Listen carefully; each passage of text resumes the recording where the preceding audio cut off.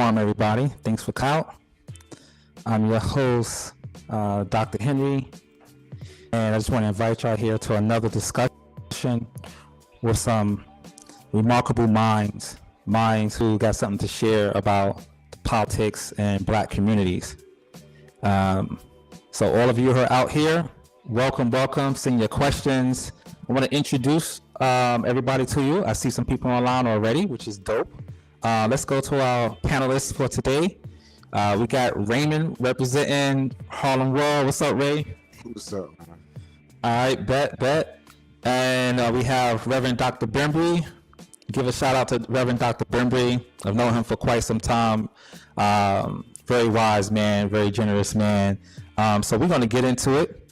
Ladies and gentlemen, thank you for joining us here on the Political Soul Food Forum up in Harlem. All right, so let's get to it. Last week we started talking about the 2024 presidential election, and we kind of got into Kamala Harris's performance, and some people talked about the quality of her campaign. We also got into the general responses to her, particularly from Americans who's against her. And I know that I was particularly interested in how racism played a role, and we didn't get a chance to really explore that as fully, because I think there's a lot in that I want to unpack. I am very mindful and even impassioned by the youth who, for one reason or another, became more involved in politics. And even if they don't know everything about the history and legacy of racism, they understood something was very important about this race. And it would have been an easy lesson if Kamala Harris had won, and we would be able to say, this is one triumph among other legacies, and it would have been in a very encouraging environment just to say, listen, we got to keep pushing so we can all get to the mountaintop. But she lost. So when she loses, the question now for some of them are, is it worthwhile to even vote? Does it matter that we stand against racism? Is racism even still existing? Because the people who voted against her and supposedly won with their gladiator is dismissing it. They're tearing down DEI, affirmative action. So they're scratching their heads like, what's going on? So I want to come, to this forum with that in my mind. And I don't know what's in your mind, but I do know one thing, that whatever you guys share will be heard and will be a lot of lessons for the youth and those who are just very disappointed. And then there are also others who are, quite frankly, not so sure what to think. So I said, what would be better than having some brothers, some down-to-earth brothers, very intelligent brothers, all of us representing the spectrum of the Black experience, one way or another, to chop it up. So I'm going to throw out a question, and we're going to get some questions here from the guests as well, to reflect on this race. And I think I asked this question last week, but I'm going to ask it to you two again. What was your first thought when you found out that Kamala Harris lost? And what do you think was the reason why she lost? You want to go first? You go first, because I got a lot of thought here. Well, my first thought is she ain't want a woman president. And I told you before, I think me and you had this conversation off screen when she first ran.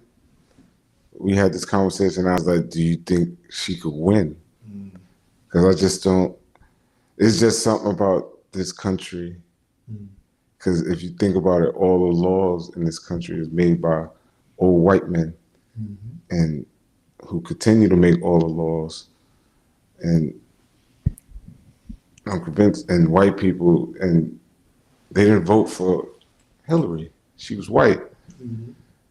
That should go to social. So, and then I just think she lost because a lot of other probably white people, even white women, was probably like, well, we don't want a black woman president. We didn't give you a white one, so why would we give you a black woman president? And I just think, to me, in my opinion, that's what it came down to, because you can't find something that she did that should disqualify her. I mean, she's a lifelong politician. They both were. Yep. And neither one of them got in. What's your take, Dr. Bembry? Well, my response to the presidential election, I remember waking up the day after the election, and I felt like I had just awakened to a nightmare. That's how I felt. I think I was traumatized, disbelief that Kamala lost. And I slowly began to process what may have been the reasons. I think the former president, Mr. Donald Trump, did a remarkable job of inducing racism in his language. So he did it all the way from with Joe Biden. He did it all the way to the end. He was a person who knew how to manipulate, how to sway, particularly the white community, and even Black and Latinos. A lot of Latinos voted for Donald Trump. This man is, in my opinion, in psychology, we call it pathological liar. He's a liar. I was in disbelief that our country would actually vote for someone who has a long history of indictments against him, sexual harassment. It was like incredible that we are there. So why did Kamala lose? I think Kamala lost because of the way our country is set up with racism. You know, the way Mr. Trump referred to her as, is she black? I'm like, what? What is he talking about? And I think there were also a lot of white people who were confused about her racial identity. So I think Kamala lost for a lot of unfair reasons, very similar to when Barack Obama ran for president. I think it may have been slightly related to her gender, being a woman. It may have, but we got to face the facts. You know, when I heard people in my community talking about, oh, we're not ready for a woman president, I was like, well, we have to vote for somebody. You know, Donald Trump or Kamala. That's what we had. Those were our choices. So I think a lot of people used an excuse not to vote for Kamala, and they shifted their vote and voted for Donald Trump. And we got this guy in again, unfortunately. And he's creating a nightmare right now already with his nominations and all of that. That's my take on the question. Yeah. I have a whole lot more, but it's too emotional right now. Yeah, I'm still processing. And I appreciate you guys sharing that. I do too see racism at the core of this. For that reason, I'm a little of some of the politicians who say the reason why she lost is because she didn't pay attention to the working class. And when thinking about that reason for her loss in light of the exit polls, it doesn't make sense, because the exit polls show a black and brown constituency and a white constituency. And it clearly shows that the majority of white folks who would benefit from working class policies voted for Trump, particularly those who need to pay more attention to blue collar jobs, might not, have, certain skills or degrees, to get those more highfalutin kind of jobs, right? For me, it wouldn't make sense because given Trump's previous moves with American economics, his policies didn't cater to the working class. His tax cuts catered to the 1% big corporations, made their tax cuts permanent and others temporary, and gave them deeper cuts. And he incurred one of the largest deficits in American history as a result of that, along with increasing the debt, while he's on record saying, these tax cuts, we're going to be paying off the debt with no problem. And that didn't happen. Like, that is something you can fact check using the same sources that Trump would want to use when he want to tout any good thing economically.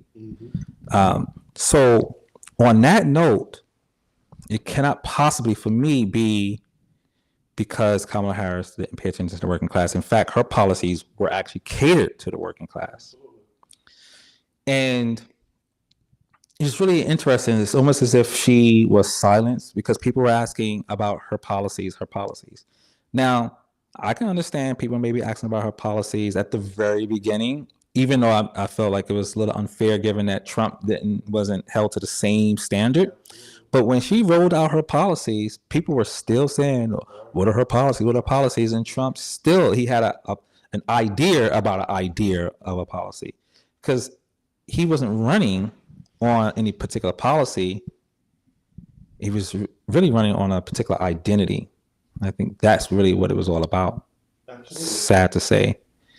And with that in mind, I think, I want to have a talk about the so-called identity politics that the left or Black people are often blamed of engaging. And I'd like to say, wait a minute, none of us created rules that said colors only, whites only. Like, we're responding to that reality, and we're responding to the effects of that reality, right? So, just to throw this back at y'all, I mean, have y'all encountered, what kind of other excuses have y'all encountered? Because I want to put everything on the table so that maybe we can get into it. So my thing is that I've been encountering people say, it's for the working class. That's the reason why she wasn't like really paying attention. And the other one was she's talking down at people. And I'm like, I didn't feel like she was talking down at me. And if you want to talk about somebody speaking down on somebody, I mean, even throughout Trump's first campaign, I mean, he was making very unprecedented gestures about people, just saying almost anything he wanted to say, So, I mean, so what's your take on some of the other reasons why people say she lost?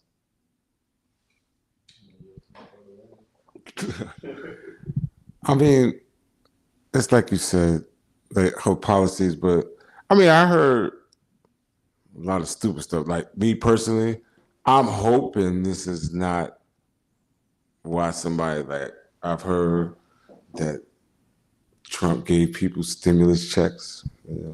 I don't know if that's true. A lot of people went for that, and I don't know. I don't know what to believe, and I think we got to look at it as far as the media too played a big part. They kind of normalize Trump to make him seem normal. Like, everybody forget like how they chase Biden out of the race. And I just think the Democrats need to start playing like the Republicans play. Like, let's really stop being nice.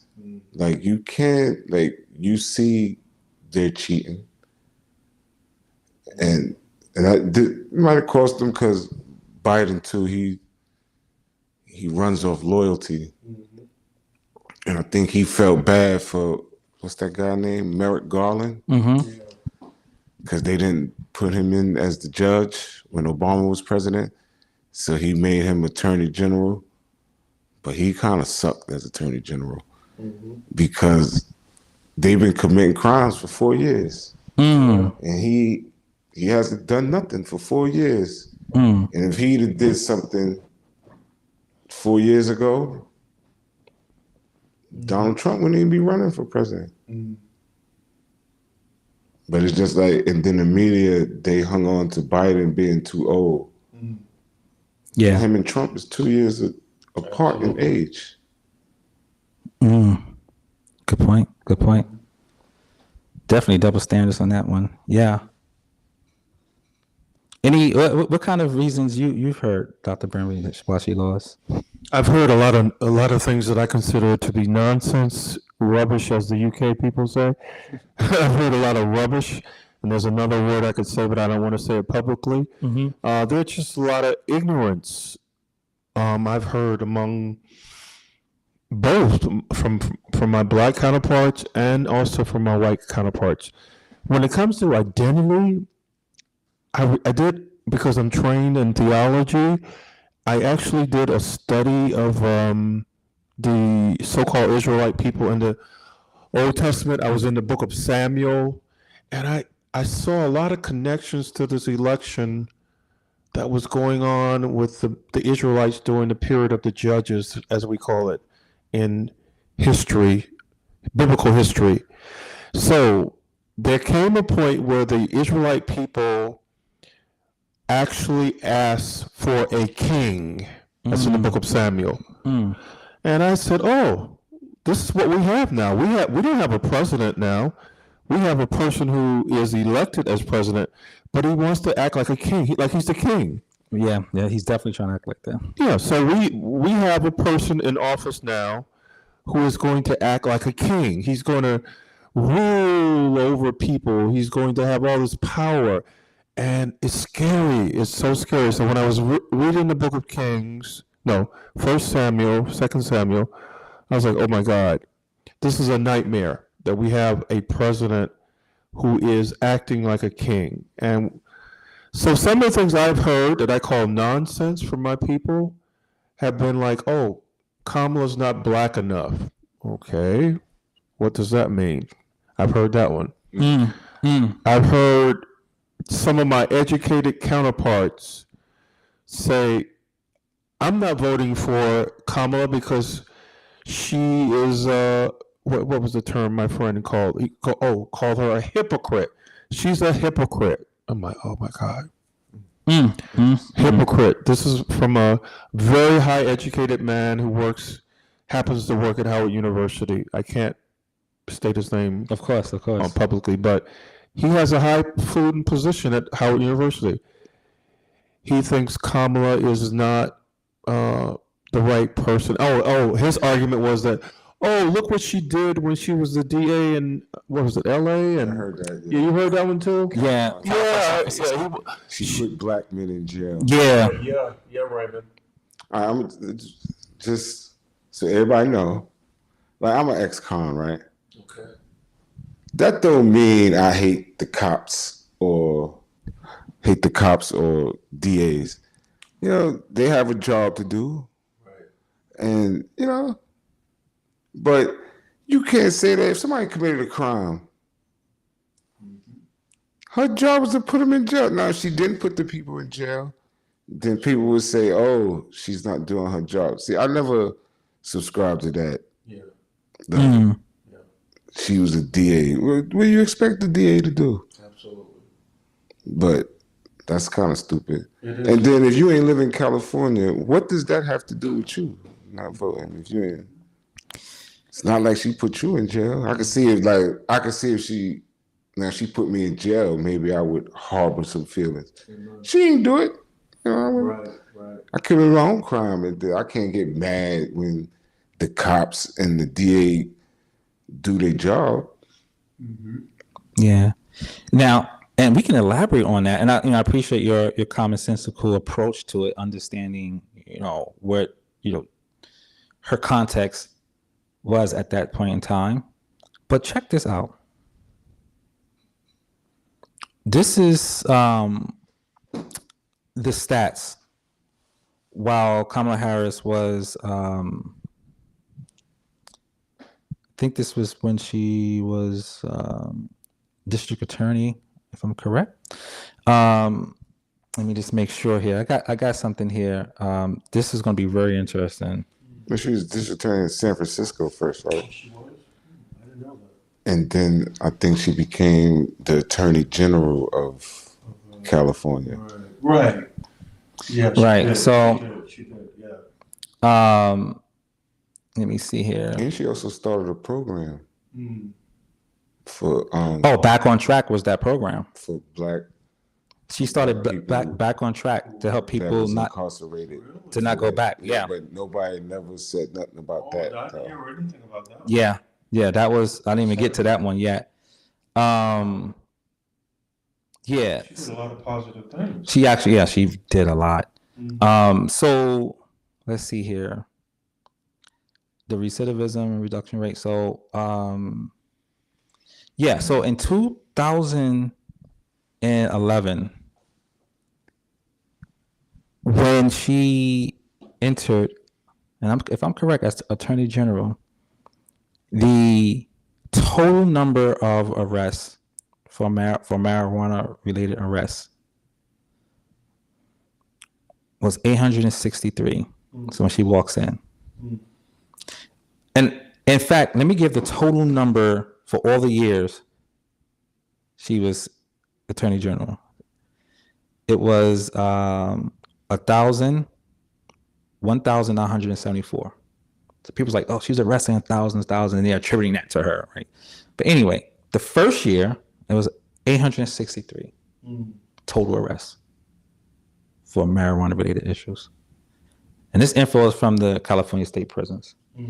In 2012, it dropped to 254. 2013 ticked back up a little bit to 276. 2014, it dropped down to 258. 2015, it went down to 184. And about her last year, it was down to 139. So at the very least, under her, we see a pattern, Of a decline. right, that does not correspond with the narrative of her being predatorial. Right. So even if you want to say that was happening, look at the narrative. And even if you want to say, oh, she ain't had nothing to do with it, then your narrative also is undermined. Absolutely. And these are stats, and y'all know, like, I like to dig in, check out the history, whatever. And I'm looking like, wait a minute, something in the milk ain't right. And so from that, I began to inspect a lot more narratives about her, not expecting a perfect person, but a better, clearer picture of someone who I can understand their weaknesses and their strengths, things that I would say watch out for or to be critical of. But it was clearly a disinformation campaign targeting her that a lot of people fell for, which one of those elements was she's preying on black men and throwing them in jail. And to the contrary, she's been setting up programs to help black and brown people. So, and I'm hoping, I know some of you may see my Kamala Harris 2028, perhaps wishful thinking, but I am at the point, where they ran Trump about 4 times. In the 2012 election, he entered that a little late. Yeah, he didn't get enough. Like, Yeah, and Mitt Romney just had it, so everybody was rallying around him. But that was one. They said, okay, if at first you don't succeed, pick yourself up and try again, right? 2016 he ran, made it. 2020, he ran again, didn't make it. 2024.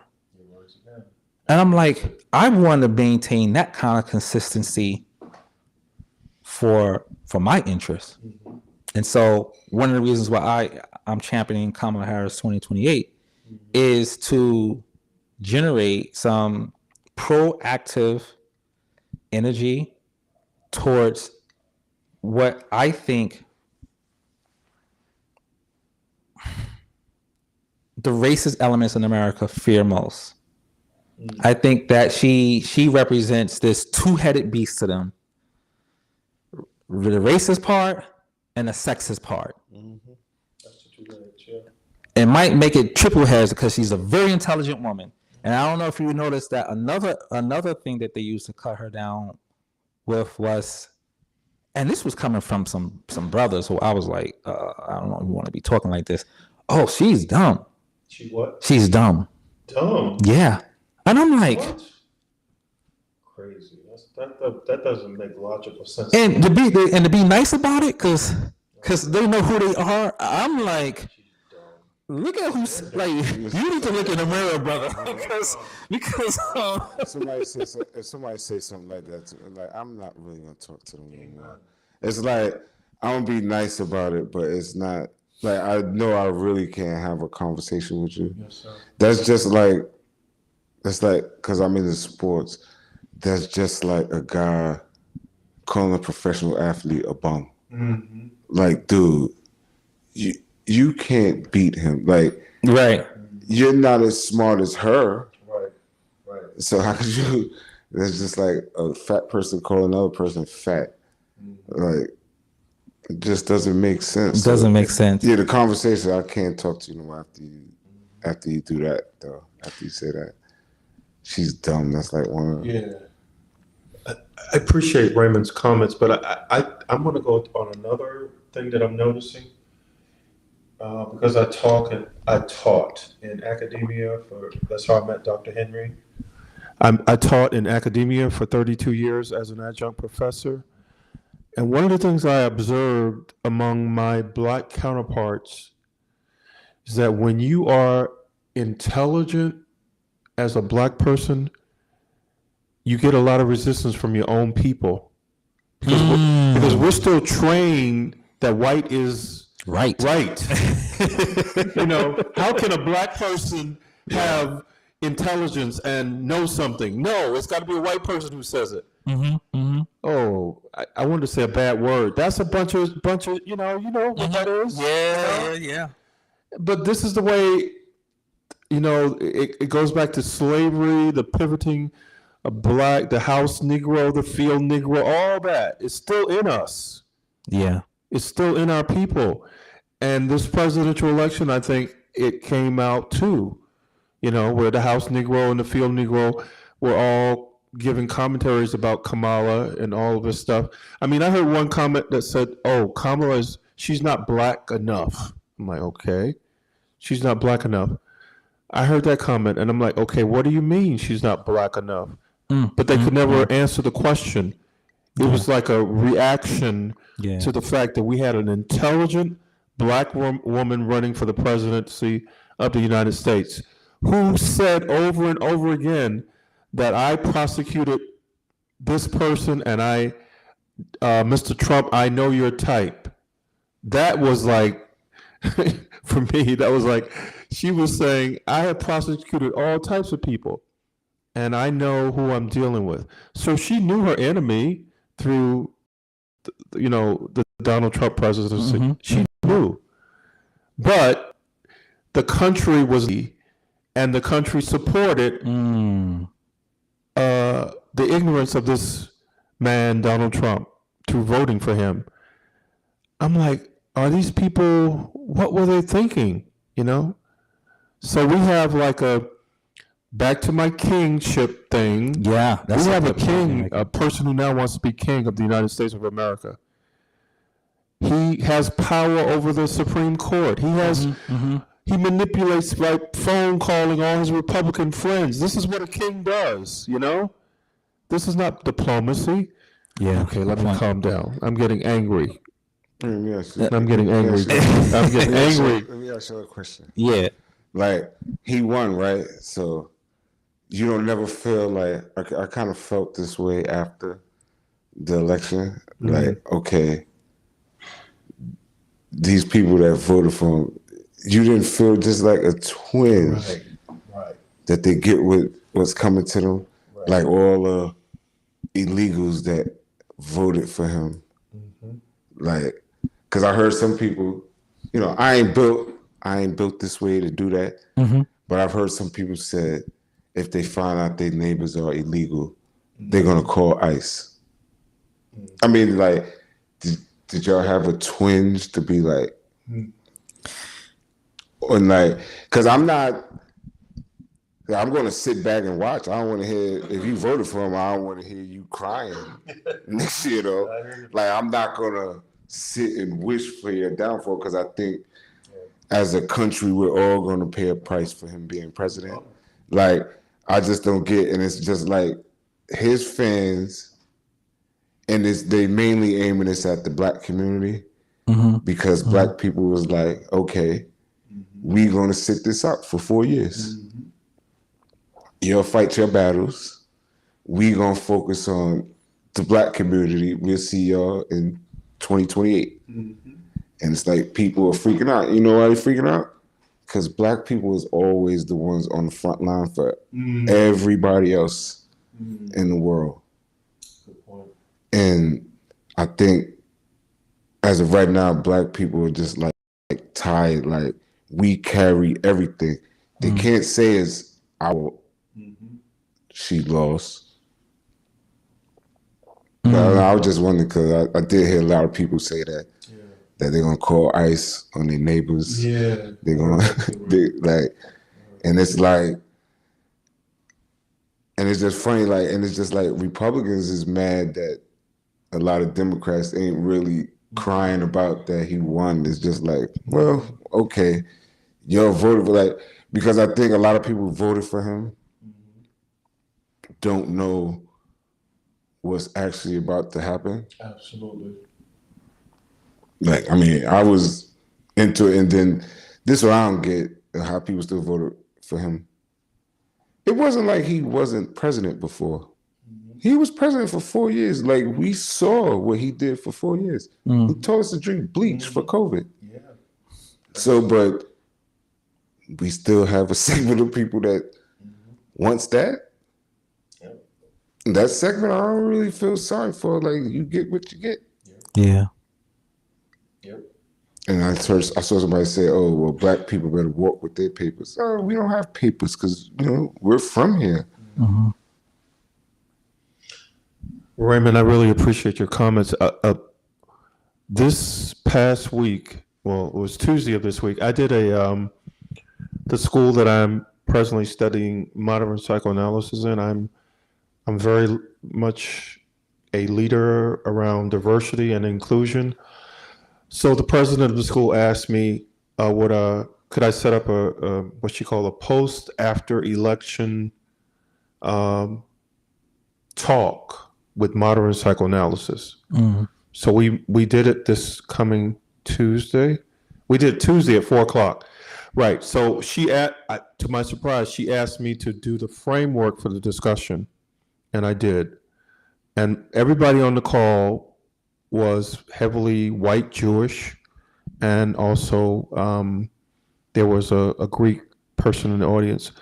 So as I'm speaking, I'm quoting James Baldwin, who said, and I'm quoting him, I probably don't have the quote all. He says, "To be black in America is to constantly be aware of," he calls it black rage. That's James Baldwin. Now, in modern psychoanalysis, there's a writer by the name of, he's European, his name is Hyman Spotnitz. He has an article, he talks about constipated rage. So all this rage, this election has created what I call a lot of constipated rage. Even with the white folks, they're enraged too. Because statistically, it's predicted by the year 2040 that white people will no longer be the majority in America. They're going to become the minority. And that's what they're scared of. So they're afraid That's what they of losing their power. So this election for me was about fear. White people are losing it. And, white males have always traditionally been the power of America. And all these white males are coming out of the woodwork, with under Donald Trump. So this rage thing is legitimate for white people, and it's legitimate for black people. Another thing I said to my audience on Tuesday was, I said, most of you are on this call are white privileged people. You probably don't understand why black people are so upset about this election. I said, well, we have lived under so many elections. So Donald Trump election is like, okay, here we got another one, but we're high resilient people. We're gonna make it, So I talked about W.E. Du Bois's concept of the double consciousness, that to be black in America is you have to know your own history and you got to know European history too. So all of this is coming out in this election, this rage with white people and the rage that we have as black people. Absolutely. But it seems like our Latino brothers and sisters forgot about their rage and they went to support the white rage. What does that mean? I'm just thinking out loud here. What does that mean? That you can go and support white rage, but you can't support black rage?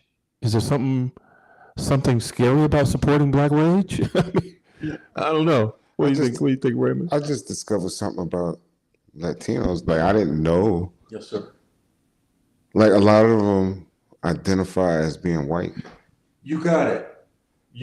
They identify as being white. They do. So they think they're white until they figure out that white people are like, no, you're not. There's just like a guy said he was a black, I forgot where this was at, but he voted for Trump and he wanted his kids to play with the other Trump supporters on his block. Yes, sir.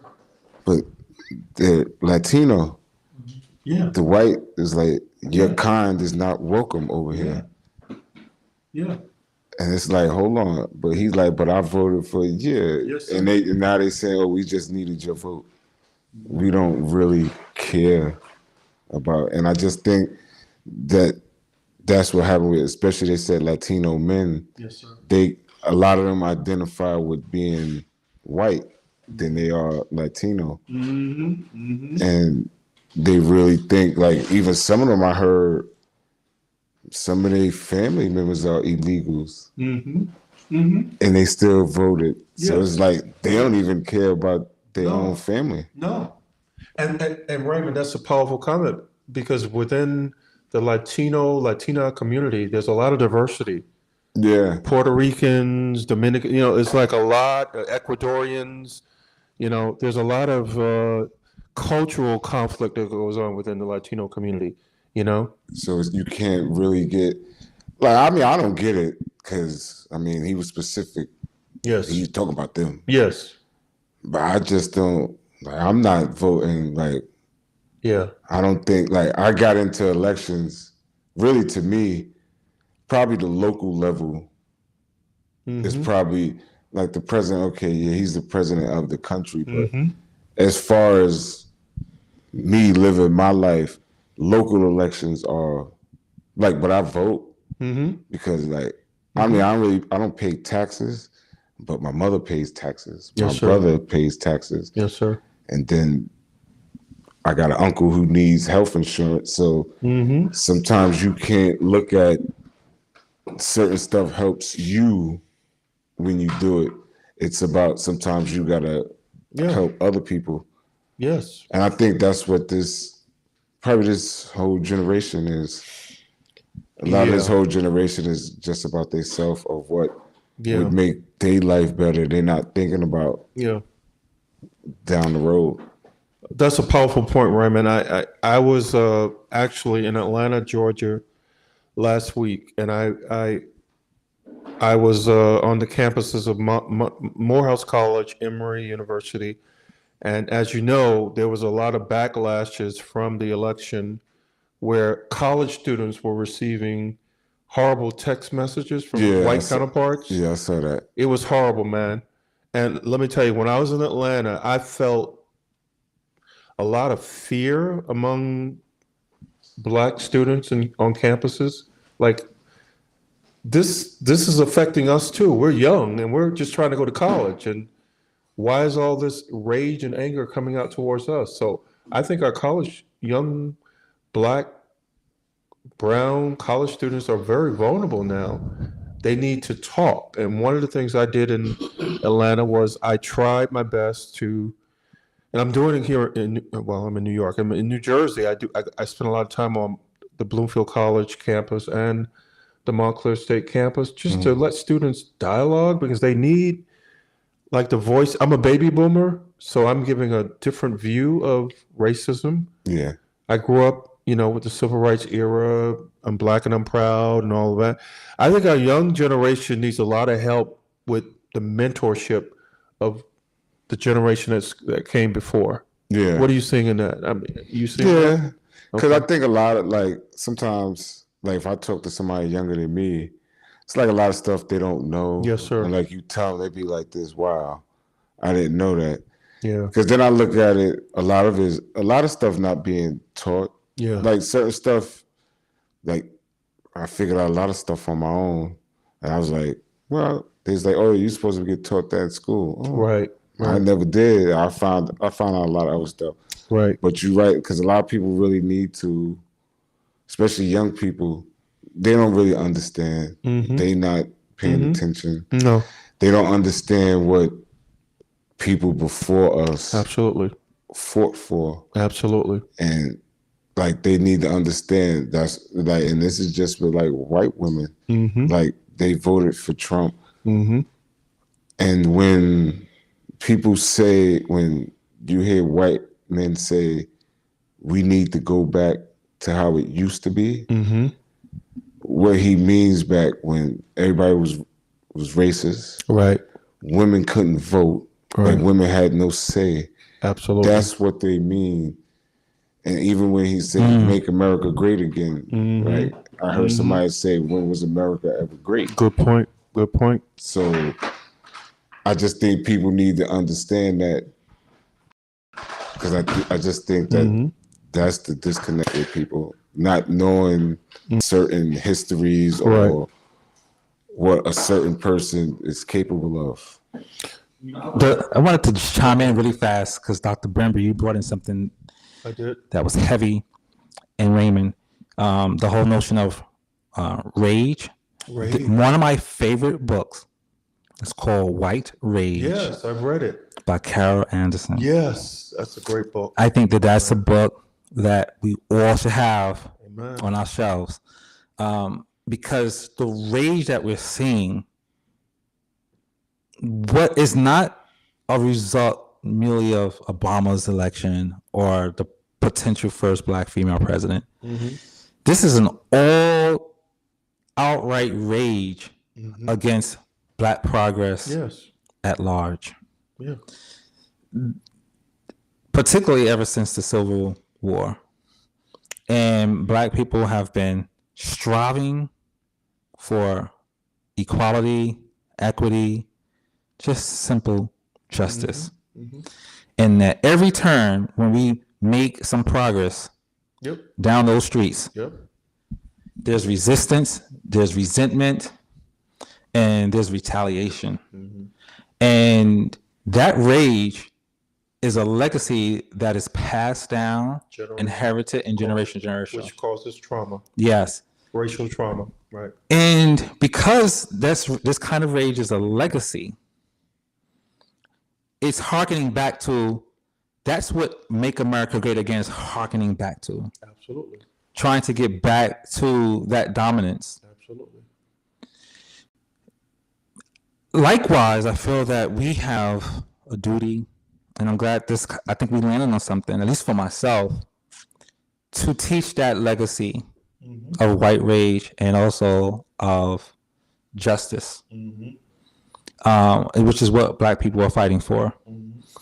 And this helps me circle back to one of Raymond's earlier comments that set this off, which was, how might we respond to people who are now vulnerable or victims of Donald Trump's presidency? And I think for a temporary moment of satisfaction, we would like to say, aha, I told you so. But our eyes on that capital J justice, for me, doesn't leave us much time to relish in a temporary pleasure, because we know what's at stake. Absolutely. And even though we're on the front lines, and I say yes, we are on the front lines for what one might say a lot of other groups' interests, in many ways, I don't think we see it that way. I think we're on the front line of justice. And so wherever the battle is, we just end up there because we see how it's connected, not just locally, nationally, but internationally. And so for me, I feel that, understanding the rage should remind us that we have to teach the history of that rage, as well as a history of the progress that's provoking and exacerbating that rage. Because in a sense, we're doing something right. Good point. Where was the Tea Party and all these MAGAs 4 or 5 presidencies ago? Maybe they weren't needed. No, they weren't needed. Yeah. They were content for whatever reason. Yeah. So I think we need to double down. In my opinion, I do this because it's kind of provocative, make Kamala Harris 2028 challenge and make America great again, because they didn't pull up a lot of those signs were still up after Trump lost, all the way up until he came back again, up for 2024. But anyway, I mean, you two, I'm just sharing what the fruit that I've been thinking about as y'all were speaking, right? And in the whole idea of rage, triggered white rage. Kara Anderson. I love this book because now, I understand that I am something that people unfortunately resent. Yeah, because you're black male. Black male. I mean, all of us are, yeah. And that is not my fault. Right. And so I got to keep moving forward. Right. So, and I'm saying this out here on air, hoping that, some other black and brown person hears this, like, keep moving forward. And as you mentioned, Dr. Berman, which is interesting, we've been through worse presidencies. We've been through worse presidencies. Like, we go back to Nixon. I mean, when Nixon came in, he came in with a huge electoral victory, just like Reagan. And we endured that. Because they were a backlash to the successes of the civil rights movement. And we survived. Yeah. Yeah. And the civil rights movement was responding to the backlash to the separate but equal Plessy versus Ferguson and all these other Jim Crow laws. Yeah. Was an attack against not simply of African Americans being free, but how we embraced our freedom. Immediately after we got involved with politics, we got involved with economics, we got involved with the arts, and we have a history of a legacy that portrays and recaps all of that. Sure. We can go back to Black Wall Street, we got a Harlem Renaissance, we got our April of Randolphs and the labor movements, and I mean, we just came out running. Herman Revels, one of our first congressmen, senator. So this is the kind of food that our community gotta have to chew on. So that way we don't lose heart when we see this. It's like, okay, we know why they rallied up under Trump, because as you mentioned, they're desperate. They see a change in the demographic happening, and likewise they see a change in the possible political framing laws. which means that we still can't sit back because they're working overtime. I mean, they recently gutted the Voting Rights Act. The Republican Party gutted the Voting Rights Act, which played a huge role in Trump's win electorally. Scary. So, yeah, this is a lot of food for thought for all of you out here. But, you know, so let me ask you this question. And our last 10 minutes, what do you think we should be doing next?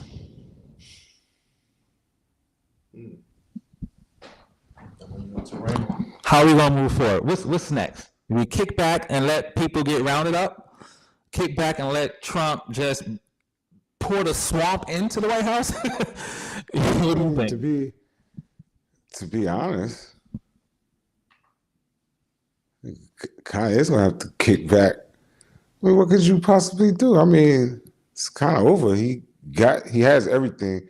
The one thing I can say, he has no excuses of why he can't get something done for the country. And I think this is going to be, and I think this is where Republicans will probably wake up, because if he fails, it's like no way they could come into power. Like they have power now, like they got the White House, both houses of Congress and the Supreme Court. And if he makes the lives of Americans, because I don't think this is what people don't understand, especially middle-class white people, those tax cuts are not for you. Like, you have to be making like $300 and something thousand a year. Probably not even, they probably have to make more than that for those tax to work for you. So I just think in the smart world, I don't think Donald Trump is smart. If I was him and I got reelected, I would try to do as much for America, right? So that way they could keep a Republican in office. Question on that note, though. I mean, if we, and I don't know if we agree with this, but I think, I mentioned earlier that Trump wasn't elected solely because Kamala Harris failed to speak to the working class, and that he offered a better policy. So, from that, it seemed like there was a different incentive. When we talk about Project 2025, I mean, nearly all the major architects are part of this administration. And that project is not worrying about a certain portion of Americans. It's trying to reshape America. You want to know what's So my question to you is, like, what if the notion of doing something for America has nothing to do with? No, it doesn't. That was just me. Like, if I was him, Right. But I just think, because he's trying to make America great again. And this comes back to he wants to make America great again. It's a harsh thing to say, but I'm starting to believe it. Republicans and Trump, and you can see this is why they're getting rid of they want to get rid of the Department of Education, because they rely on the uneducated to win. Most of the people that voted for Trump, they just say they uneducated, dropped out of high school, and they got sold the dream. And you can only sell those dreams to people that can't think for themselves or they're uneducated. And a lot of women voted because they want to vote along with their man or their husbands or whatever. That's just like the black community. They kind of strictly vote like along the lines of each other. You ain't gonna never see a black man and a black woman vote for two different people. they're gonna vote for, more than likely, they're gonna vote for the same people. And I just think the Democrats, they need to start. I think I seen Jon Stewart say this. They got to start exploiting the loopholes that the Republicans exploit to win. And the one thing they got to stop doing, like, let's just take for instance how they was dogging Biden that whole time about his age, everything. No Democrat spoke up. The one difference with Trump, we all know he's messed up, but that his base had his back. It's like the Democrats is splintered off into separate entities. You ain't gonna win like that. Everybody has to be, and that's why I said, and all the Democrats wasn't behind her this time, because I don't think they wanted her. Because you find out, like I found out after the fact, that they kind of stabbed Biden in the back to make him not run, and they wanted the governor from California to run. And they said Biden saw that, and when he gave his speech, he nominated Kamala Harris and said that he wouldn't give his money, his campaign money, to no other candidate but her. And it was like Nancy Pelosi. They said George Clooney was down with it because they wanted the other guy. And that's my thing too. Like, they wasn't unified behind her. Like, they just let everybody just say what they wanted. And it's just like, for us to get back, we all have to be united.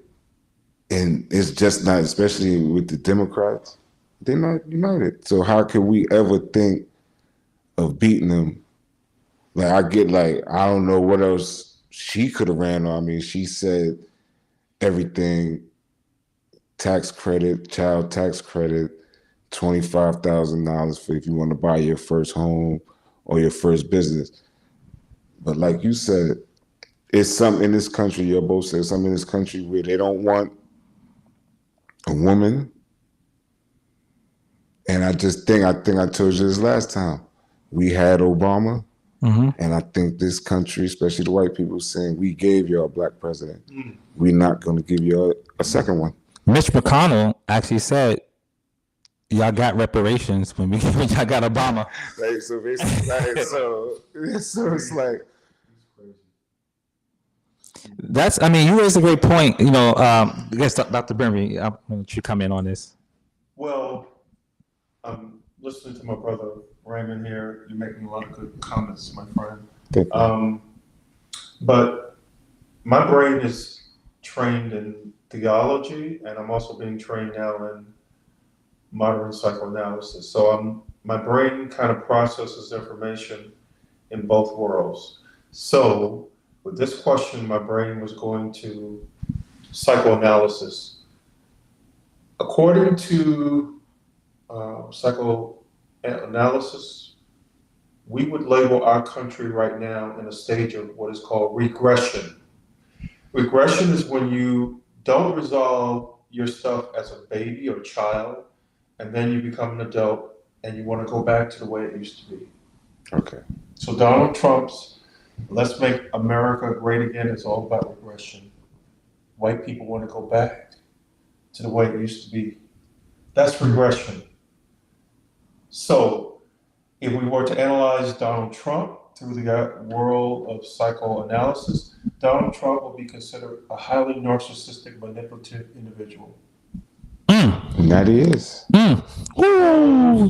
He knows he's all about himself, me, and he knows how to manipulate. This is the sign of a narcissistic personality disorder. He needs to be in intense therapy to deal with this stuff. But he's not going to do that because he, listen to the way he speaks. He's always right. Everybody else is wrong. He lies constantly, over and over and over. The man has so many lies. I'm sick of it. I've never heard so many lies in a presidential election until this Donald Trump guy came along. Thank God for Kamala Harris, who gave us some decency and order and intelligent responses to questions. I was like, Lord, please let us elect Kamala Harris because she represents, not regression. She's offering progress, Yeah. moving our country To forward. something different. Yeah, but no, we got Donald Trump in there. So we're regressing back to the way it used to be in the 1950s, Yeah. the 1960s. Yeah. My brain that's my modern psychoanalysis.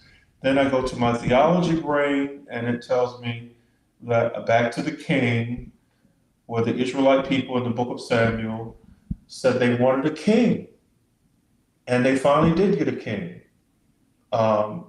They had David. David was one of the greatest kings in the biblical stories, with writing the Psalms. We have a king, a president now who wants to be the king of the United States of America. How is that going to work? So those are my theologian thoughts and my training in modern psychoanalysis. We are in regression right now. It's horrible. Yeah. Going back to, combining that with what Raymond said, we do have an inherent problem. But I think it's inherent. I don't think it's necessarily a flaw. It is hard to rally up the party that is more inclusive, and that is filled with various ethnic groups, and things to fight for. Yeah. Kind of hard to put that all under one umbrella and fight for it without some people like, I ain't doing this. I ain't. Yeah. But it's never going to work. So, Dr. Henry, yes. I just want to give you two things that you said. What should we be doing right now? That's right. And one of the things I think we need to be doing right now is doing more of what we're doing tonight. Dialogue and talking with Black people who are thinking, that's one thing we need to do. Okay. And number two, I think one of the things I learned from being in Atlanta was that Atlanteans seem like they're more communal and village oriented. I think we need to bring more of that old school African ancestry. We are the village. Absolutely. We can't depend on white people to solve our problems. We got to start trying to solve our own problems as black and brown people in this country. So there needs to be more dialogue going on like we're having tonight, where we're just, not that as Socrates says, all I know is I do not know. I don't know everything, but I can learn from Raymond. We can learn from each other. So I think Good point. I think there needs to be more dialogue going on like we're having tonight. Yeah, I like that. I see we got some people commenting here. Okay. The dialogue. The forum is in full force. Good. We're going to be doing this more frequently, and you guys are the squad here, so I'm hoping to continue this with you all, and then bring in some more guests, and we can fill the space out. I definitely agree. One of the things that we need to be doing is having more dialogue, and I think one is encouraging to remind us that we're not alone. Amen. And two, it can inspire us to take action. And one of the things about Black history that I am learning is, as you mentioned already, Dr. Bernby, is the resiliency. Yes. When I'm looking back, as far back as I can go, I'm seeing this audacity of hope. And you're seeing someone somewhere pushing forward, trying this, trying that, and passing that baton. And it's like, it's our time now to pick that baton up and keep going. And as we look back, if we can see clearly that as they are pushing forward and passing the baton, they're striving, going through resistance. Yes. Just like any sport, there's a resistance there. You know, I mean, in some sports, I always say it's a rule that each time you score, the other team gets the ball. So, and I want to encourage us to keep in mind that, given that we're in a game of life, real life, sometimes you can score and keep the ball. So we have to keep in mind that we have to play defense, and we can't take things for granted. The successes of the past generations are great, and we have to build on them. And that also, when we have setbacks, it doesn't mean that the game is over. And so I think that is what I'm hoping people can get out of these talks, at least from a common sense perspective. Those youth who got out there and voted, you know, now's the time to get a book by James Bowen, pick up a book by Carol Anderson, learn about the local politics, and see what we can do, because the win is not going to come from one big touchdown. It's going to take a multiplicity of efforts from here to Atlanta to Compton, wherever, everywhere. Because what I think is now starting to happen is a lot of Trump supporters are trying to demoralize people who voted against Trump. Because what they want, they know they have a, think about, I always say, think about this. They want to make America great again. So their ideal America has passed them in their minds. They're trying to go back yardage. So, okay, they may score a first down, but it doesn't mean Trump is not a touchdown.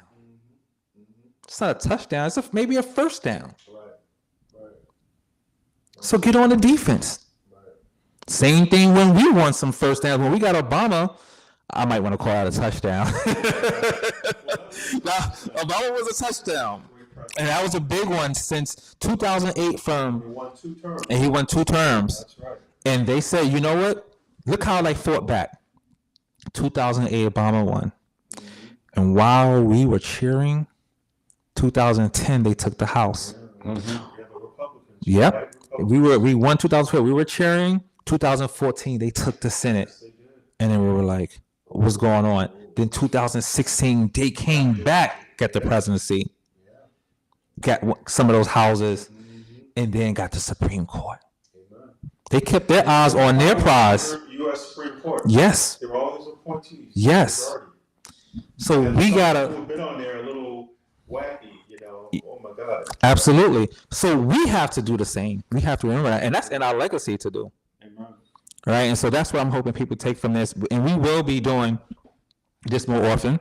But before we leave, I would like for each of you to give our audience word of advice or tip or a way to process or even prepare for a Trump presidency, because it's going down. All right, so what y'all got? We're gonna check out after this. You mean words of wisdom or tip or something, you know, advice on how to prepare for what's going on? You know, like if I were to say, you know, I'll let y'all go first. Go ahead. Well, I would say if, you know, you got to go to the doctor. You know, this is stuff I just seen that they say people should, like if you're a woman, try to stock up on like your birth control and stuff, because they're coming for that. Try to get all your medical appointments and everything before, because, you know, you said he's coming for Medicaid and Medicare. So and I've seen people where they, like, you know, start saving money because economically is not going to look good, especially for the middle class down. So it's best, and I think that's what this society is, wrong society anyway. I think people, they spend beyond their means. Like I don't think people really need a $2,000 cell phone. Remember, cell phones wasn't $2,000. Yeah, that's a lot. 10 years ago, cell phones was a lot of money. You get a cell phone for $50, and I just think people just need to sit and just watch and know where to get your news from. Like I'm convinced I'm not gonna be watching like CNN, MSNBC, like none of that no more. I just feel like now it just look like everybody is just leaning right now. They just wanna, and like that's how I think a lot of this country got brainwashed, watching like stupid news. That's an interesting point. I mean, obviously MSNBC and CNN, they are left leaning, but I think a point that you have made before, somebody made, one of the things that they end up doing, even though they tend to stand against the conservative or the right, but they normalize Trump, Yeah. right? Instead of just fact checking without wavering, just fact check. And Trump was coming out with this fake news, and they responded to that, and then they just normalize his rhetoric and normalize his presidency. He's not a normal president. He's a very mean individual. Has entrenched in racist America. They need to stand on that. And to your point, if they're not standing on that, they're not as reliable in the way that I would say we need, although I would, prefer them over Fox, because studies have shown Fox is worse. You don't just get misinformation. You actually get more confused. I think I started watching Fox when Al Gore lost. But I'm going to pass it to Dr. Bembry.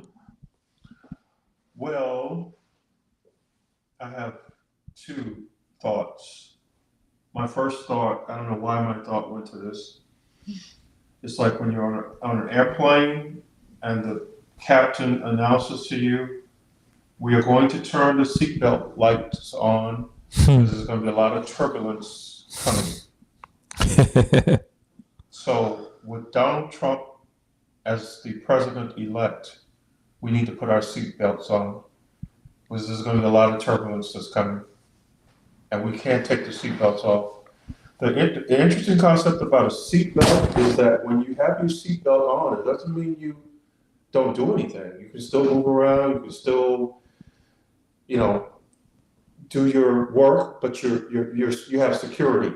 Okay, that's number one. Number two, because I am a pastor, retired minister, I think the Donald Trump era is going to be a time when I actually preached a sermon on this last week in Brooklyn. I talked about the power of faith in difficult times. Because when you analyze our history, African people, we've been a tremendous spiritual faith-based people. You go back to those, I read The Narrative of a Slave by Frederick Douglass. I'm like, wow. These folks had great faith in whatever you want to call it, God, Allah, whatever. Faith. So this presidency of Donald Trump, there's a scripture that is in 2 Chronicles, says, if my people will call by my name shall humble themselves and pray and seek my face and turn from their wicked ways. I think the Black church is going to play a big role, or is playing a big role, for Black and brown people. Even though the Black church we could have a whole discussion on the critics of the Black church, because there's a lot of critics of the Black church. But the Black church is still, in my opinion, the major survival tool for Black America, because we are a people of deep faith. We've been singing. You look at the civil rights movement; it was anchored in faith by Martin Luther King Jr. He upset the church and said, "We got to get out there and do something. We can't be in here singing about Jesus and go back and live and have white people call us niggers and all that. No, we got to do something." So Martin Luther King Jr. woke up the church. Maybe we'll have another awakening now. Al Sharpton has announced that there's going to be a rally on the day that Donald Trump is inaugurated, which happens to be Martin Luther King's birthday, January 20th. Yeah. That's another strategic thing we need to look at. Yeah. You know, Al Sharpton is organizing a big rally in Washington, D.C. I'm hoping that rally, whatever, I have a lot of respect for Al Sharpton because he's, you know, here in Harlem and New York. But I hope that rally will not just be a rally where we sing "We Shall Overcome." I hope it will be a rally where we will come up with solutions on what we're going to do versus just saying "We shall overcome." I've been singing "We shall overcome" for a long time, and I'm really tired of singing it. You know, I want to know how are we going to overcome. All right. Yeah. Let me calm down. Dr. Ben ain't playing, y'all. Anger, I believe that anytime you have change, there has to be some anger inside of you. And I have a lot of it inside of me. And I've used my anger to try to change things. Because anger is really what I think motivates us to change things. You got to be angry and upset because justice is not being done. Yeah. You know? Yeah. We want justice. I want justice. I'm hoping everybody on this audience who's listening wants to see justice. Yeah. You know? Justice. That's my take. I want to thank everybody for coming out to the Political Soul Food Forum. This is one of many more to come. Particularly want to thank Raymond and Dr. Bembry for sharing their mind and their time and their spirit and soul. And so, listen, stay tuned. We're gonna be back with some more soul food, and we're gonna overcome this. We will overcome. We will overcome. I can tell you that much. All right, so we're gonna check out and stay tuned for the next forum. We're gonna continue doing this.